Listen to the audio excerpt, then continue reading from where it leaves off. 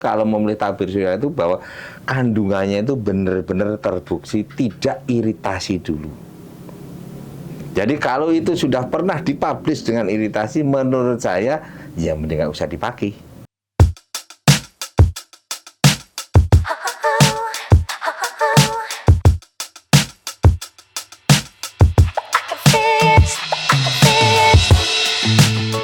Halo Sobat Dermaputan PSE, kembali lagi di podcast PSE Talk bersama dengan saya Ayul sebagai host. Tentunya kali ini bersama dengan narasumber kita yang tak lain lagi dengan Dr. Vitalis. Apa kabar dokter? Baik-baik aja Bu Ayul. Alhamdulillah. Oke Pak Dokter, melanjutkan podcast sebelumnya. Untuk kali ini saya akan menanyakan tentang tabir surya. Apa sih tabir surya itu? Oke Bu Ayul, ya memang sekarang baru rame-ramenya ya orang jualan tabir surya ya. Istilahnya pelindung surya kepada kulit ya. Karena memang kulit itu salah satu ikon ya, ikon dalam hidup wanita ya. Termasuk pria, saya pun kadang-kadang ya ngiri juga pengennya kayak begitu, glowing ya. Nah, diharapkan dengan pemakaian itu tidak menimbulkan efek-efek di kulit. Jadi secara umum ya, tabir surya atau pelindung surya itu sebetulnya intinya adalah untuk melindungi kulit supaya tidak terkena efek dari sinar matahari. Makanya kalau kita bicara bagaimana cara melindungi, ada dua cara. Satu itu bahwa sinar matahari diserap kalau bahan itu nempel di kulit. Dengan diserap itu dia tidak akan menimbulkan efek di kulit lebih dalam lagi. Itu cara pertama. Cara kedua adalah bahwa bahan itu bisa memantulkan sinar ya, terutama memantulkan sinar. Sehingga dengan memantulkan sinar matahari itu tidak menimbulkan efek di kulit. Terus muncul pertanyaan, enak mana ya? Atau itu disebut apa? Makanya kan orang sebut bagaimana ini dikatakan sunscreen, ini dikatakan dengan sunblock. Kalau yang namanya dia supaya tidak masuk, itu nama sunblock. Biasanya bahan-bahan dari misalnya ferrooksid, ya, titanium dioksid. Itu salah satu bentuk sunblock. Karena apa? Dia itu hanya nempel di kulit, tapi tidak menyerap sinar, memantulkan. Sehingga efek di kulit tidak ada. Cuma ada kekurangannya karena dia itu adalah logam berat, sehingga dia dalam pembuatannya kadang-kadang nggak ada yang bentuk nyaman ya, yang bentuk membuat kalau dipakai itu keset itu nggak ada. Itulah salah satu kerugiannya mungkin bukan itu. Padahal itu mungkin lebih aman dibandingkan dengan yang diserap. Yang tipe kedua adalah bahwa bahan itu menyerap, itulah yang disebut dengan tabir surya kategori sunscreen. Ya. Dan tentunya bahwa tabir surya pun itu harus bisa benar-benar tuh menghambat supaya sinar nggak masuk atau memantulkan sinar-sinar yang tidak baik efeknya terhadap kulit. Dan tentunya yang tidak menimbulkan ionisasi atau menimbulkan apa itu sensitisasi ke kulit sehingga akan malah menimbulkan peradangan akibat penggunaan tabir surya. Jadi secara umum bahwa tabir surya itu ada dua ya. Jadi satunya adalah yang memantulkan, itu disebut dengan sunblock. Yang dua adalah dengan menyerap supaya dia tidak ke dalam, tapi panasnya tidak dipantulkan. Itulah yang disebut dengan sunscreen. Itu mungkin Bu Ayul ya secara umum. Kenapa orang harus konsen terhadap tabir surya terutama yang punya flek Pak Dokter? Seperti pada episode sebelumnya saya jelaskan toh, sinar matahari itu peranannya itu penting untuk menimbulkan atau memicu flek dan kambuh ulangnya flek. Sehingga sinar matahari itu memang harus benar-benar tidak boleh masuk ke kulit supaya tidak mempengaruhi dari sel pembuat pigmennya atau mempengaruhi kulit bagian dalamnya.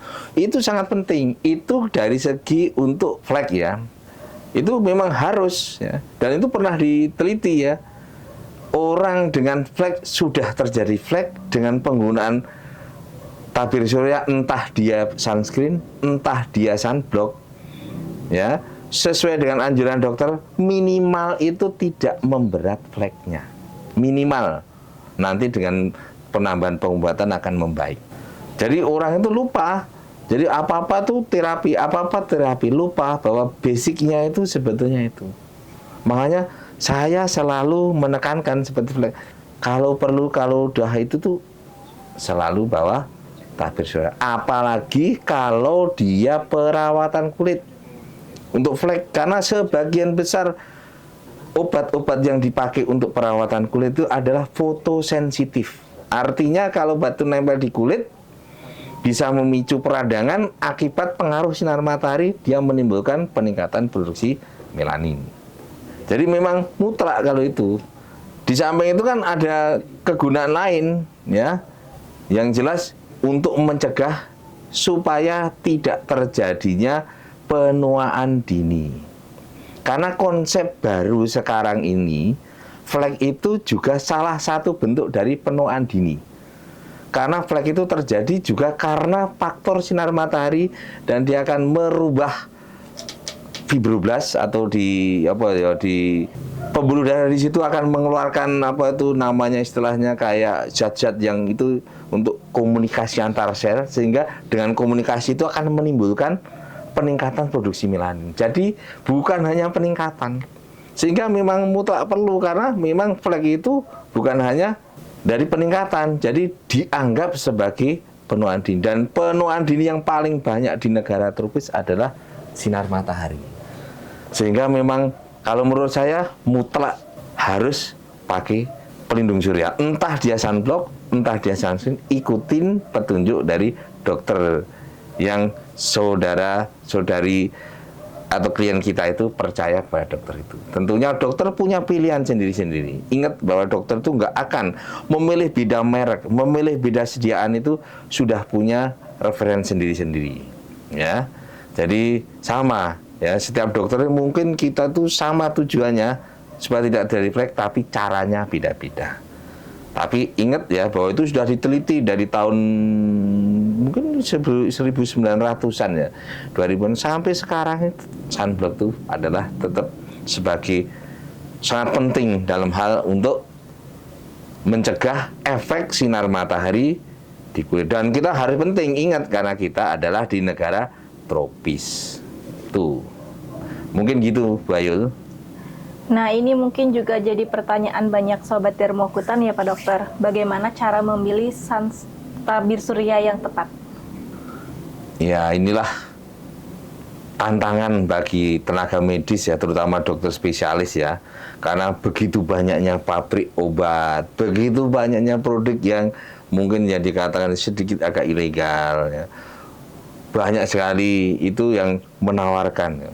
Semuanya baik ya. Makanya kita benar-benar harus konsen benar bagaimana memilih. Pertama itu kalau memilih tabir surya itu bahwa kandungannya itu benar-benar terbukti tidak iritasi dulu.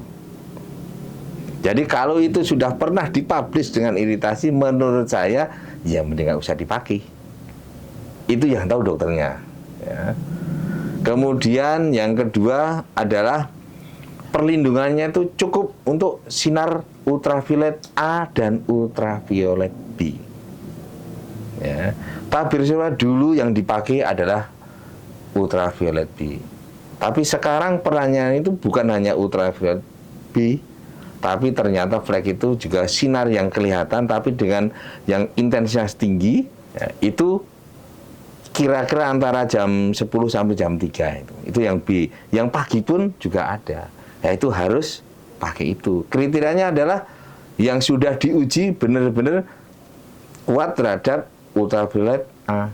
Itu kalau gampangnya menilai satu dengan adanya tulisan PA ya. Jadi proteksi terhadap ultraviolet A. Kalau plusnya dia banyak, plusnya sangat beda ya. Jadi kalau plusnya banyak tentunya lebih baik, tapi harus dipikir juga bukan hanya itu, kandungannya yang lainnya. Ya, jadi nanti kandungannya dia adalah sunscreen tapi PA plusnya banyak, tapi dia menimbulkan iritasi, itu memang perlu benar-benar harus dicermati. Kemudian tentunya zaman dalam perkembangan sekarang itu ya, pilihlah bahwa produk-produk itu tentunya adalah yang mudah diserap. Mungkin pada saat ini kalau yang tabir surya yang fisik ya, yang fisik itu contohnya yang titanium dioksid yang sunblock, kategori sunblock itu susah untuk dirubah ya karena dia logam.